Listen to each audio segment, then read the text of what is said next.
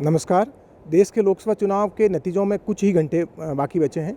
उससे पहले हम बात करेंगे महाराष्ट्र राज्य के जो है वहाँ चुनावी समीकरण क्या था। महाराष्ट्र राज्य में हमारे राजस्थान पत्रिका के वरिष्ठ पत्रकार हैं दौलत सिंह जी चौहान साहब, वो जाकर आए हैं, वहाँ ग्राउंड हालात देख के आए और जब कल नतीजे आने वाले तो किस तरह नतीजे आने वाले और महाराष्ट्र का क्या चुनावी समीकरण था। तो हमारे साथ में है दौलत सिंह जी। सर, आपका स्वागत है। आप महाराष्ट्र गए, महाराष्ट्र में आपने चुनावी जो माहौल है और चुनावी जो ग्राउंड स्तर पर चुनाव का माहौल देखा, तो क्या माहौल नज़र आया? महाराष्ट्र में देखिए, सबसे बड़ी बात ये, महाराष्ट्र में मुंबई महानगर है जो हमारे देश की आर्थिक राजधानी है। तो हम जब वहाँ गए तो लोगों से जब बातचीत की तो हमको दो भागों में बटे हुए मतदाता साफ साफ नज़र आए। पहले मतदाता तो वो नज़र आए जो अपेक्षाकृत संपन्न कहे जा सकते हैं, अपर मिडिल क्लास और अपर क्लास के कहे जा सकते हैं। उनको तो जो मुख्य चिंता सता रही थी या वो जिस बात के लिए चिंतित थे या उनका जो मुद्दा था चुनाव का, वो था कि देश की अर्थव्यवस्था मजबूत बनी रहे, देश मजबूत बना रहे। वहीं दूसरा एक जो भाग है वो बिल्कुल अलग, जो लोअर मिडिल क्लास और जो पुअर, जो गरीब लोग हैं, उनका बिल्कुल अलग मत था कि देश निश्चित रूप से मजबूत होना चाहिए, लेकिन आर्थिक रूप से जिस तरह से लोगों को, छोटे तबके के लोगों को परेशानियां झेलनी पड़ रही, उनका कोई समाधान नहीं हो पा रहा है। तो उनके मुद्दे बिल्कुल अलग थे और जो संपन्न लोग तो दो भागों में बटे हुए। और सबसे बड़ी बात हमने ये महसूस की कि, और हमारे आकलन का आधार भी ये रहा कि जो अपर क्लास है, अपर मिडिल क्लास है या अमीर लोग हैं, वो अपेक्षाकृत अब तक के इतिहास में देखा गया है कि वोट डालने के लिए कम निकलते रहे हैं, जबकि जो लोअर क्लास है, लोअर मिडिल है, वो लोग, गरीब लोग हैं, वो वोटिंग ज़्यादा करते रहे। तो उस लिहाज से हमारा आकलन ये था कि कहीं ना कहीं महाराष्ट्र में जो है मतदाता में असमंजस जरूर है, लेकिन अगर मतदाता पोलिंग करने के लिए निकला अच्छी खासी संख्या में तो निश्चित रूप से जो वहाँ महाविकास आघाड़ी है उसका पलड़ा भारी रह सकता है। इस तरह की परिस्थिति वहाँ नज़र आ रही थी। लेकिन जहाँ जब पोलिंग हुई तो उसमें ये सामने आया कि पोलिंग जो है पिछले चुनावों के मुकाबले महाराष्ट्र में इस बार कम हुई, जबकि मुद्दा ये बताया जा रहा था वहाँ पे कि शिवसेना और शरद पवार की एनसीपी दोनों के टूटने की वजह से एक बहुत बड़ा वर्ग ऐसा भी वहाँ पे देखा गया जो कहीं न कहीं इनके टूटने से, इनको तोड़े जाने से कहीं उनमें नाराज़गी थी।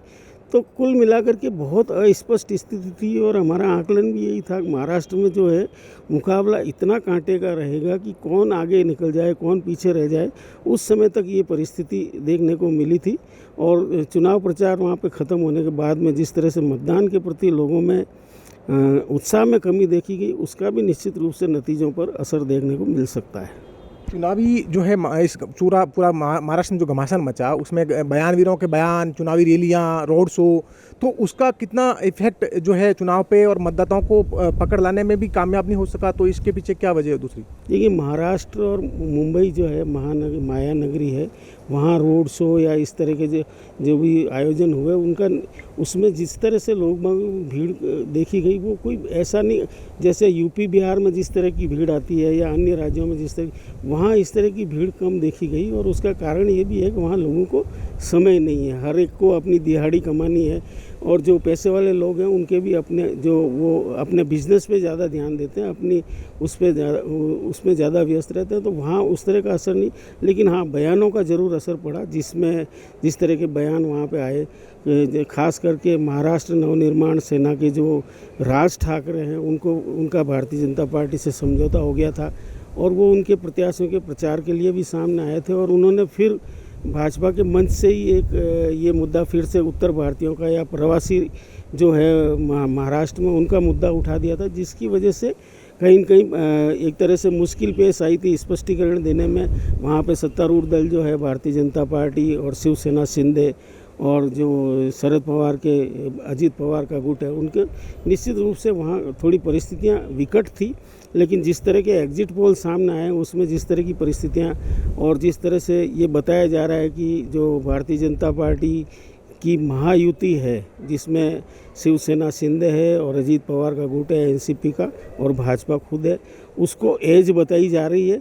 ये अब निश्चित रूप से बड़ा सवाल हो गया है कि वहाँ जो हमने धरातल पे देखा उसके सामने जिस तरह की परिस्थितियाँ एग्जिट पोल में निकल के आई है वो एक बड़ा सवाल खड़ा करती है कि मतदाता निश्चित रूप से बहुत मुखर नहीं था, लेकिन जो बोलने लग जाता था फिर वो रोकने में भी मुश्किल होती थी। आक्रोशित मतदाता जरूर था, लेकिन एक बहुत बड़ा वर्ग, जैसा मैंने कहा कि जो अपर मिडिल क्लास है या अमीर लोग हैं, उनको देश की अर्थव्यवस्था की वो निश्चित रूप से भारतीय जनता पार्टी और प्रधानमंत्री नरेंद्र मोदी के खिलाफ मतलब मजबूती से लामबंद नज़र आए।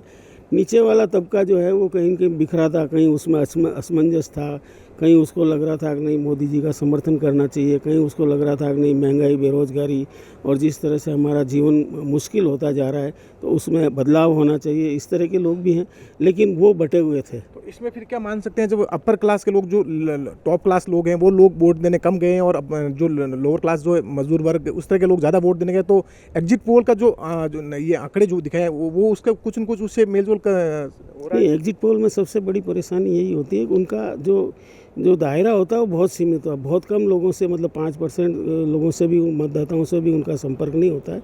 और फिर उसमें भी शहर में कितने लोगों से किया, गांव में कितने लोगों से किया, क्योंकि निश्चित रूप से शहरी मतदाताओं का और ग्रामीण मतदाताओं का भारतीय जनता पार्टी के प्रति जो या सत्तारूढ़ दल के प्रति जो रवैया है वो अलग अलग रहा है। हर राज्य में अलग अलग तरीके से रिएक्ट करते हैं अलग अलग मुद्दों पे, लेकिन महाराष्ट्र में बिल्कुल स्पष्ट मुद्दे थे।